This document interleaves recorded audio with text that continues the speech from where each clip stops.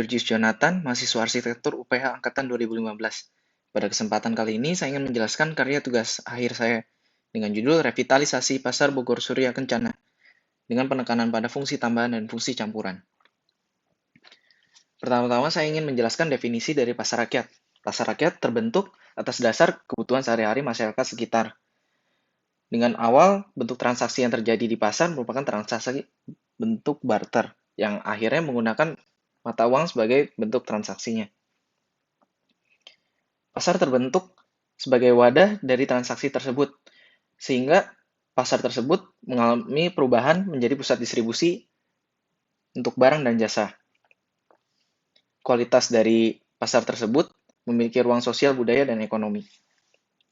Pasar tradisional berubah seiring berjalannya waktu. Dengan adanya pasar kering dan jasa, maka pada saat ini pasar-pasar di Indonesia dikenal untuk dua macam, yaitu pasar rakyat dan pasar modern.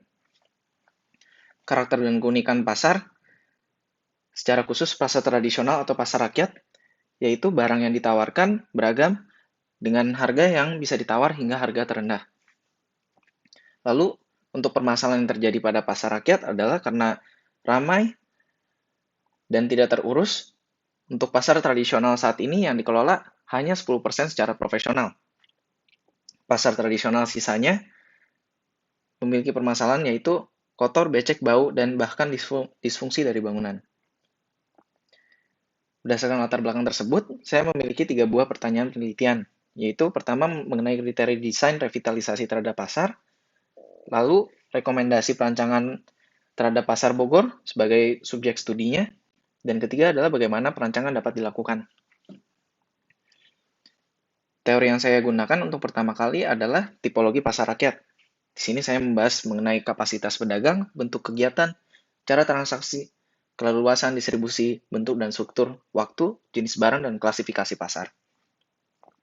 Lalu kemudian saya menggunakan teori mengenai fungsi pasar. Fungsi pasar dibagi menjadi dua, yaitu fungsi utama dan fungsi tambahan. Fungsi utama pasar yaitu menjadi ruang sosial dan budaya serta ekonomi, lalu fungsi tambahan mencakup penambahan fasilitas dan destinasi wisata ramah keluarga. Kemudian saya menggunakan studi jurnal untuk membahas bentuk-bentuk revitalisasi yang dapat dilakukan terhadap pasar. Sejauh ini, revitalisasi yang sudah dilakukan terhadap pasar mencakup aspek fisik, non-fisik, dan aspek pengguna. Kesimpulan dari studi teori ini menjadi kriteria desain yang akan dibahas berdasarkan preseden.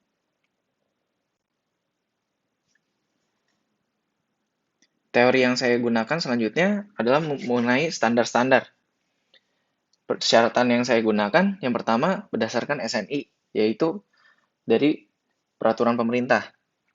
Lalu persyaratan ruang dagang saya ambil dari Newford, dan persyaratan United Nations mengenai bentuk dan ruang pasarnya. Teori yang saya gunakan, saya simpulkan menjadi 3 buah aspek yang menunjang bentuk dari revitalisasi berdasarkan fungsi. Yaitu pertama mengenai aspek fungsi, yang kedua aspek elemen pengguna, dan yang ketiga aspek elemen arsitektur. Saya membahas 3 aspek ini pada preseden yaitu Pasar Sarijadi dan Cover Market Exhibition Area.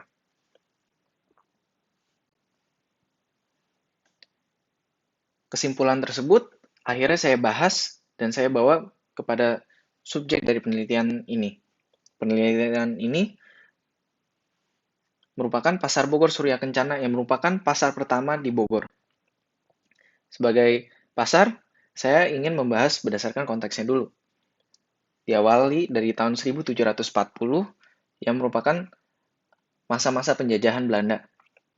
Terjadinya eksodus dari Batavia besar-besaran ke Bogor, membentuk Kampung Bogor pada tahun 1750. Pada tahun 1761, Van der Para mendongkrak ekonomi kota Bogor dengan menggabungkan orang-orang Chinese dan pribumi.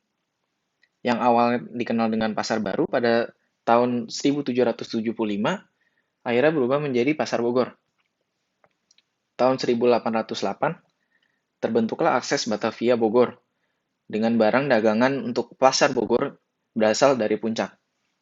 tahun 1873 ada akses baru yaitu jalur kereta api yang awalnya pasar Bogor merupakan pasar lokal berubah menjadi pasar regional dan akhirnya bisa menyuplai Batavia.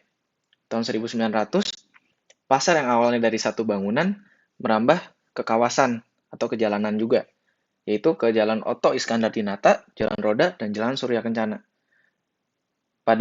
Di antara masa ini, pasar juga merambah lagi ke Jalan Lawang Seketeng dan Jalan Pedati.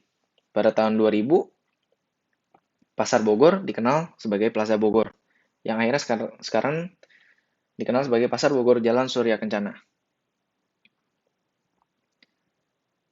Berdasarkan site-nya, pasar saya bahas menjadi 3 buah aspek, yaitu pasar yang berada di dalam bangunan, pasar dalam ruko, dan pasar yang di jalanan.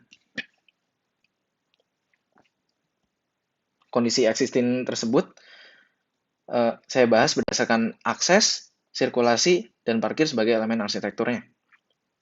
Untuk akses utama berasal dari Jalan Oto Iskandar Dinata dengan 2 akses kendaraan dan 5 akses pejalan kaki. Sirkulasi untuk menuju pasar ini menggunakan sistem sirkulasi one way. Saya menggambarkan menggunakan warna merah, biru, dan kuning. Merah untuk kendaraan, biru untuk pejalan kaki, dan kuning untuk menggambarkan site-nya. Dapat lihat bahwa site-nya pada dasarnya untuk warna kuning ini, bahwa Pasar Bogor terjadi antara 2 masa dengan jembatan di tengahnya. Yang ini merupakan Pasar Bogor lama dan ini Plaza Bogor yang baru. Untuk area parkir digunakan dalam bangunan dan luar bangunan. Merah untuk parkir mobil, yaitu menempati lantai paling atas dari gedung Plaza Bogor yang baru, dan yang biru untuk parkir motor untuk yang berada di area luar dan di rooftop juga. Parkir mobil sementara waktu juga masih menggunakan badan jalan dari Jalan Surya Kencana. Berikut merupakan foto-foto survei yang dilakukan.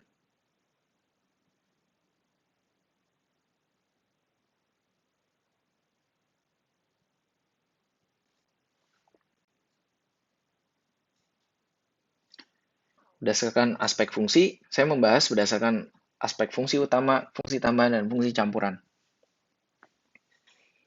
Berdasarkan rasio yang berada di bab 2, rasio fungsi utama, tambahan, dan campuran seharusnya 40/40/20. Saya membahas menggunakan penggunaan luas ruang yang ada di pasar tersebut. Untuk pasar basah dan pasar kering yang merupakan fungsi utama memiliki total luas 1072,5 meter persegi yang mewakili rasio 12%. Untuk fungsi tambahan menggunakan luas 6.635 meter persegi dengan perwakilan rasio 75%. Dan fungsi campuran untuk rasionya 13% dengan total 1.100 meter persegi. Berdasarkan temuan penelitian ini, mengenai akses sirkulasi parkir konteks fungsi utama, fungsi tambahan, fungsi campuran, dan rasio penggunaan ruang, didapatkan rekomendasi perancangan. Yang pertama adalah terpisahnya akses kendaraan dan pejalan kaki. Yang kedua, sirkulasi terpisah untuk kendaraan dan pejalan kaki yang mendukung sistem sirkulasi satu arah, tersedianya lahan parkir yang memadai, dengan zoning yang jelas. Lalu yang keempat adalah perhatian terhadap konteks site, bangunan dengan karakter GSB 0 dan karakter budaya peranakan. Lalu fungsi utama, fungsi tambahan, dan fungsi campuran yang disesuaikan berdasarkan rasionya. Yang akhirnya dibawa kepada objek perancangan. Saya menentukan site tersebut dengan warna kuning. Kemudian saya menentukan akses yang optimal untuk secara makro dan mikro site.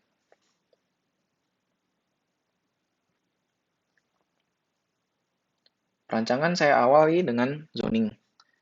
Berdasarkan pasar basah, pasar kering, ruang fleksibel, pengelolaan, dan area parkir. Lalu dengan program ruang seperti demikian. Konsep yang pertama, saya ingin membahas berdasarkan fungsinya dulu. Saya membahas penggunaan fungsi ruangan disesuaikan dengan rasio yang ada, yaitu fungsi utama dengan total 40%, fungsi tambahan dengan total 40%, dan fungsi campuran sebesar 20%.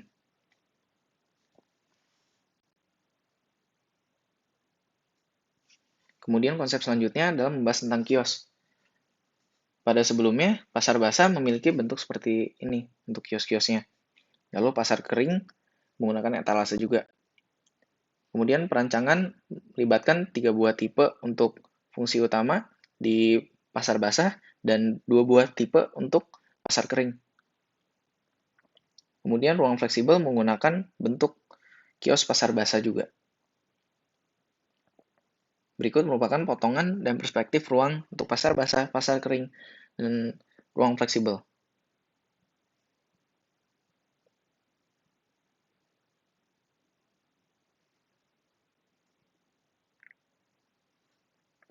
Kemudian untuk bentuk bangunan, berdasarkan 2 masa tersebut, dapat dilihat ini ada Plaza Bogor Lama yang sedang dirancang dan Plaza Bogor Baru yang sedang dirancang juga dengan bentuk kios kurang lebih seperti ini. Saya melakukan perancangan berdasarkan faktor mikro lalu menjadi makro. Meshing yang terbentuk kurang lebih seperti ini. Yang disesuaikan berdasarkan penggunaan luas ruang.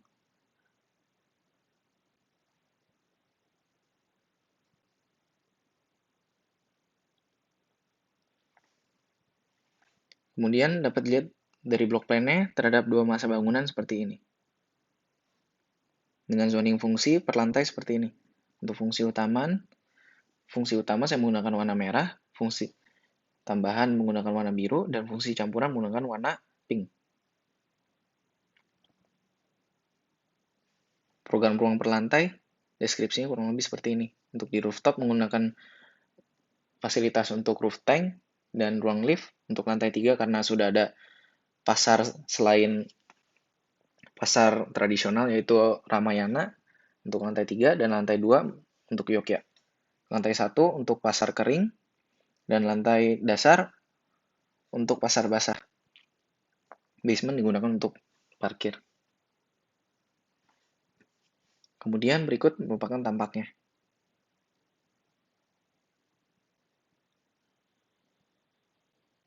Kemudian potongannya juga. Saya ingin menjelaskan mengenai penggunaan fasad pada pasar Bogor ini. Saya menggunakan bentuk yang lebih fluid karena bentuk dari bangunannya sudah organik. Untuk fasad, saya menggunakan lampion-lampion yang ditempel pada rangka besi untuk mewakili budaya peranakan. Berikut merupakan perspektif dari renderannya. Yang pertama ini dari tampak depannya, yang dilihat dari jalan atau gang kelenteng. Lalu ini untuk sky bridge-nya.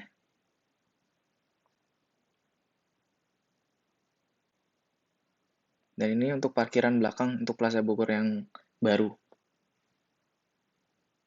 Selanjutnya saya ingin memperlihatkan 3D-nya.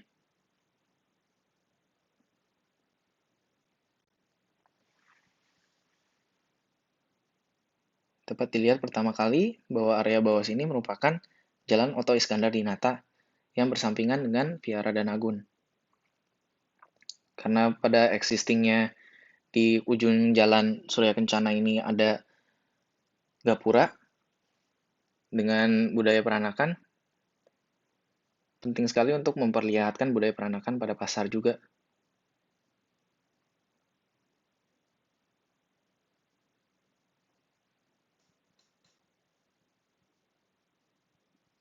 Pada area depan saya menggunakan amphitheater dengan fungsi ruang fleksibel.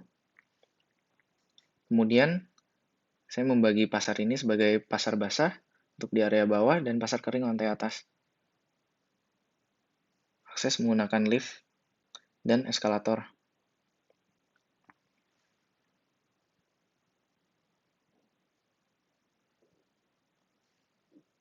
Ini untuk masa bangunan yang kedua.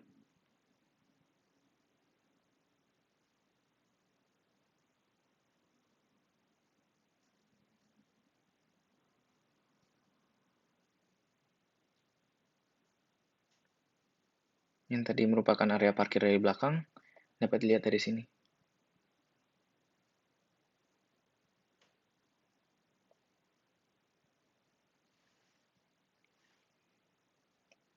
Sekian dan terima kasih.